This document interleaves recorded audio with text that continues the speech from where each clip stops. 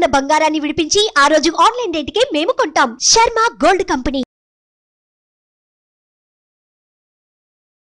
ప్రేక్షకులందరికీ నమస్కారం. నేను మీ జాహ్నవి. మనతో ఉన్నారు ప్రముఖ జ్యోతిష్య వాస్తు పండితులు, జ్యోతిష్య వాస్తు శిక్షణ నిపుణులు, లలిత ఉపాసకులు బ్రహ్మశ్రీ నానాజీ పట్నాయక్ గురూజీ. మాట్లాడేద్దాం.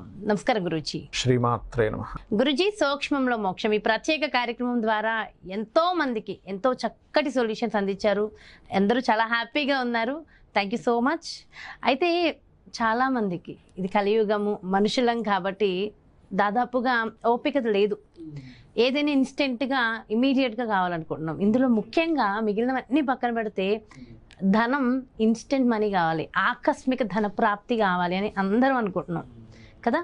అబ్బా ఇప్పటికిప్పుడు మనకి ఈ ఎమర్జెన్సీ ఉంది కాబట్టి ఇప్పటికిప్పుడు ఏమన్నా వస్తే బాగుండు ఓకే అని అనుకునే వాళ్ళు ఉన్నారు. అత్యాశతో అడిగే వాళ్ళు ఉన్నారు. నిజంగా ఎమర్జెన్సీలో అడిగే వాళ్ళు కూడా ఉన్నారు.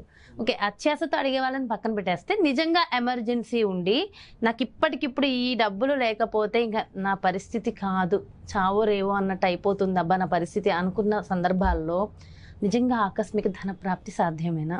దానికి ఏమైనా ప్రత్యేకమైన రెమెడీస్ ఉంటాయా? ఒకటేనమ్మా, ఫస్ట్ ఆఫ్ ఆల్ మీకు ఆకస్మిక ధన ప్రాప్తి అనేది అంత ఈజీ అయిన విషయం కాదు. అంటే ఏదన్నా ఫ్రాంక్గా మాట్లాడాలి కాబట్టి అంతే. మీకు ఆకస్మిక ధన ప్రాప్తి ఎందుకు వస్తుంది? అసలు జాతకంలో ఆ యోగం ఉండాలి. అంటే అలాగా ఆ యోగం ఉంటే వస్తుంది. దానికి ఒక ఎగ్జాంపుల్ కూడా చెప్తాను. నా లైఫ్లో జరిగినటువంటి అంశం చెప్తాను.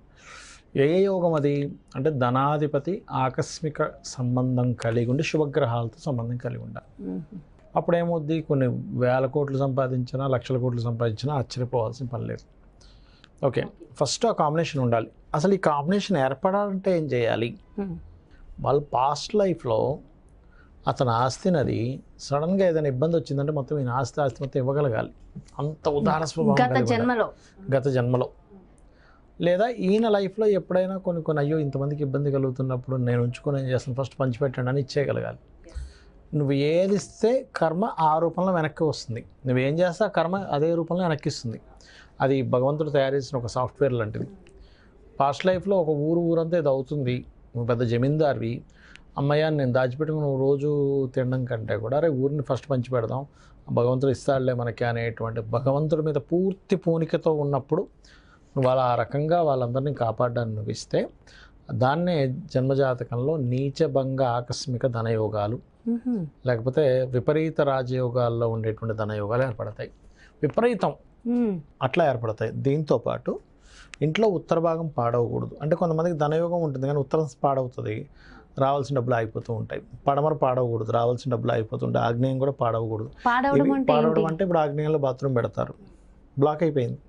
పడమరలో వెస్ట్లో సెంటర్లో పెట్టాడు, బాత్రూమ్ బ్లాక్ అయిపోయింది. ఉత్తరంలో పెట్టాడు, ఇంకా ఘోరం. కుబేర స్థానం కదా, అంటే జాతకంలో యోగం కనిపిస్తుంది కానీ ఆ ఇంట్లోకి వెళ్ళినప్పటి నుంచి డబ్బులు రావట్లేదు. ఎక్కడో డబ్బులు ఉన్నాయి, ఏ కంపెనీలో ఏదో చేశాడు కాంట్రాక్ట్, పెద్ద రోడ్ కాంట్రాక్ట్ చేశాడు, డబ్బులు అయిపోయాయి. కొన్ని కోట్ల రూపాయల డబ్బులు ఉంటాయి, అట్లా అయిపోతూ ఉంటుంది. సో అందుకని యోగం కేవలం జాతచక్రంలో ఉండడమే కాకుండా ఇంట్లో ఉండేటువంటి ఇది కూడా చూసుకోవాలి. మీకు ఇందాక ఒక ఎగ్జాంపుల్ చెప్తా అన్నా. ఒక తండ్రి కొడుకు జాతకం తీసుకొచ్చాడు. ఆయన జాతకం తీసుకొచ్చాక నేను జాతకం చూసి అయ్యా ఈ అబ్బాయి చదువులో పోయింది కదా అన్నాను. అవునండి, ఈ చదువు పెద్దగా అబ్బలేదు ఈ అబ్బాయికి, మీరు చెప్పింది నిజమే అన్నాడు. కానీ ఈ అబ్బాయి ఒక 5 సంవత్సరాలు ఇక్కడ నుంచి సరిగ్గా ఒక 5 సంవత్సరాల్లో మీరు ఊహించినంత ధనాన్ని సంపాదిస్తాడు. ఎందుకంటే ఇతనికి విపరీత రాజయోగము, నీచభంగ రాజయోగం రెండూ ఉన్నాయి, దానికి ధనయోగం ఏర్పడింది. ఇప్పుడు అల్లచల్లగా తిరిగే వ్యక్తి 5 ఏళ్ళ తర్వాత అద్భుతమైన స్టేజ్కి వెళ్తాడన్న.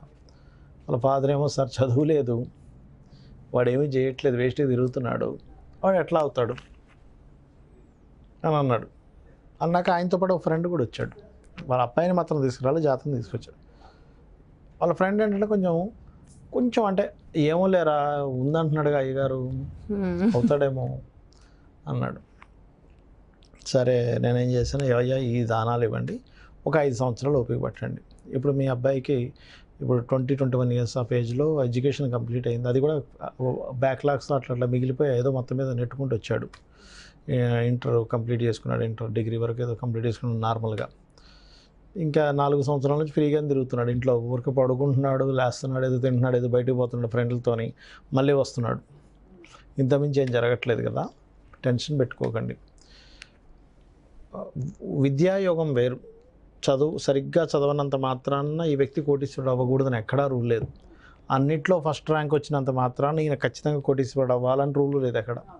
అలా అయితే చదువుకున్న వాళ్ళందరూ కోటీశ్వరులు అయిపోవాలి, ఏ చదువు రాని వాళ్ళందరూ కూడా కిందే ఉండాలి. కానీ ఇక్కడ మనం చూడండి, సొసైటీలో ఏ చదువు లేనివాడు కూడా కోటీశ్వరుడు అవుతున్నాడు, గోల్డ్ మెడలిస్ట్ కూడా చిన్న జాబ్ చేస్తున్నాడు. అంటే ఏమిటి? యోగం ఈజ్ మోస్ట్ ఇంపార్టెంట్. అక్కడ విద్యాయోగం ఉంది, ఆ వ్యక్తికి అద్భుతంగా చదివాడు, కానీ ధనయోగం లేదు. నేను ఇప్పుడు చెప్పిన ఎగ్జాంపుల్లో అద్భుతమైన ధనయోగం ఉన్న జాతకం. అయితే మిరాకిల్ చూడండి, నేను మర్చిపోయాను, అయిపోయింది, వెళ్ళిపోయారు. ఇప్పుడు ఒక 3-4 ఏళ్ళ తర్వాత ఎక్కడ గుర్తుపెట్టుకుంటాం అది? అవును, ఎన్నో చెప్పుంటారు, ఎన్నో వేల జాతకాలు చెప్పుంటారు. ఒక 4 ఇయర్స్ దాటిపోయి 5th ఇయర్ వచ్చినప్పటికీ నాకు ఫోన్ చేశాడు ఆయన. తండ్రి, సార్ నేను గుర్తున్నానా అన్నాడు. ఏం గుర్తు, ఎవరండి మీరు, ఎక్కడ గుర్తుపెట్టుకుంటాను? అదే కదా. అంటే మీరు ఆ రోజు మీరు ఒక వాస్తు కోసం వచ్చారు, అక్కడికి నేను అనుకోకుండా నేను నా ఫ్రెండ్తో పాటు వచ్చాను, ఒక్కసారి జాతకం చూడండి నా చేతికి ఇచ్చాను నేను, మీ చేతికి ఇచ్చాను నేను. లేదండి అపాయింట్మెంట్ తీసుకోవాలంటే లేదు సార్, ఒక్కటి చూడండి సార్ అన్నాను. సరే అని చూసి నేను ఆ రోజు చెప్పాను, గుర్తుందా అన్న. అంటే నేను చాలాసేపు ఎక్కడ గుర్తొచ్చిందండి, పలానా దగ్గర మీరు అక్కడికి వచ్చాను కదా అపార్ట్మెంట్స్ వీళ్ళది అంటే, అవునండి, రైట్, ఓకే.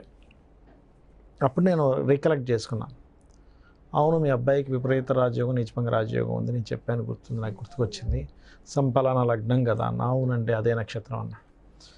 మరి మీ అబ్బాయి ఈ టైం కల్లా మరి అప్పుడు చెప్పిన దాని పరంగా సెటిల్ అవ్వాలి కదా అంటే, అవును సార్ ఆ గుడ్ న్యూస్ చెప్పడానికే ఫోన్ చేశాను అన్నాడు. అది ఏమైందంటే చూడండి, ఎంత విచిత్రం చూడండి, యోగం ఉంటే ఎలా జరుగుతాయో చూడండి. ఖాళీగా దొరుకుతూ ఉండేవాడు ఈయన. వీళ్ళ క్లాస్మేట్స్లో ఒకతను విదేశాలకు వెళ్ళాడు, అక్కడ కొన్ని రోజులు ఒక 6-7 ఇయర్స్ ఉండి బాగా సంపాదించుకొని వెనక్కి వచ్చాడు. వెనక్కి వచ్చి ఈ అబ్బాయి ఏదో కల్చరల్ తిరుగుతాడు కానీ నిజాయితీ పరుడు. ఎందుకంటే ఇంట్లో పెంపకం అలాంటిది, కొంచెం నిజాయితీగా ఉంటాడు. ఏదో జాబ్ రాలేదని ఊరికే తిరుగుతున్నాడు ఫ్రెండ్స్తో, కానీ మనిషి మంచి తెలివైన వాడు, నిజాయితీ పరుడు. ఫ్రెండ్స్లో ఎప్పుడు కూడా ఎలా ఉంటుందంటే, మనం కంపెనీ పెట్టాము, మన వాళ్ళు ఉంటే చూసుకునే వాళ్ళు ఉంటే బాగుంటుంది అని ఉంటుంది. ఏం చేశాడు అతను వచ్చి, అరే నువ్వేమి ఇన్వెస్ట్మెంట్ పెట్టకు, నేను కంపెనీ పెడుతున్నా, నీకు ఇంత షేర్ ఇస్తా, నువ్వు చూసుకున్నందుకు, దీన్ని పెంచుకుంటూ వెళ్దాం అని ఆయన్ని షేర్కి తీసుకున్నాడు. ఇప్పుడు ఆ కంపెనీ పెట్టినప్పటికీ ఒక 1 ఇయర్లో అద్భుతంగా పెరిగింది. ఈయన షేరే చూస్తే కోట్ల రూపాయలు వచ్చేసాయి. అసలు ఇలా అవుతుంది నాకైతే. అంటే ఏం లేదు, అక్కడ ఏంటంటే యోగం. పాస్ట్ లైఫ్లో ఆ వ్యక్తి వేరే వాళ్ళకి ఇబ్బంది ఉందన్నప్పుడు దాచుకోకుండా దానం చేయగలిగాడు. అరే ఒకరు బాధపడుతున్నారే, మనం ఇవ్వలేమా, భగవంతుడు మనకి ఇచ్చాడు కదా ఇవ్వలేమా అనేటువంటి ఓపెనింగ్ ఇవ్వగలిగాడు. దాన్ని ఆటోమేటిక్గా భగవంతుడుగా మళ్ళీ ఇంకొక రూపంలో మనకి జన్మల్లో ఇస్తాడు. ఆ రకంగా ఏంటంటే ఆయన ఆ రోజు ఆ సంఘటన చెప్పిన తర్వాత మళ్ళీ నేనేం చేశా, ఒకసారి మీ అబ్బాయిది డేట్ ఆఫ్ బర్త్ ఇవ్వండి, నేను స్టూడెంట్స్కి ఎక్స్ప్లెయిన్ చేస్తాను, మళ్ళీ ఆ రోజు తీసుకున్నాను. డేట్ ఆఫ్ బర్త్ ఇప్పుడు ఇది వినగానే నాకు అనిపిస్తుంది, ఒకసారి నా జాతకం చూసి చెప్పండి గురువు గారు, ఆకస్మిక ధనయోగం ఉందో లేదో. మనందరికీ అనిపిస్తుంది కదా, ఇప్పుడు అందరికీ అనిపిస్తుంది నిజంగానే. నీచభంగ రాజయోగము లేదా విపరీత రాజయోగాలు ఉంటాయి ఫార్ములా. అది అంటే జాతకంలో కనిపించేస్తూ ఉంటుందా? నీచము అయ్యి భంగం జరుగుతుంది, అది నీచభంగ రాజయోగం లేదా విపరీత రాజయోగం అంటారు. ఇవి వస్తే ఖచ్చితంగా అది ఉంటుంది. అది కూడా పాస్ట్ లైఫ్ లో చేసిన పుణ్యం వల్ల వస్తుంది, ఊరికనే రాదు. అది కూడా కనిపిస్తుందా ఇందులో? ఉంటేనే వస్తుంది, లేకపోతే రాదు, అది రాదు. అయితే మరి లేదు, చేయలేదు, కానీ ఇప్పుడు ఏం చేయాలి? అమ్మవారి సాధన.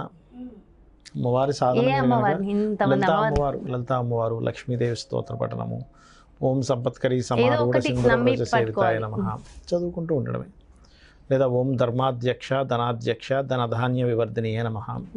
ఇది చేస్తుంటే ఆటోమేటిక్గా మనకి కర్మ దగ్ధం అవుతుంది, సక్సెస్ అవుతాం.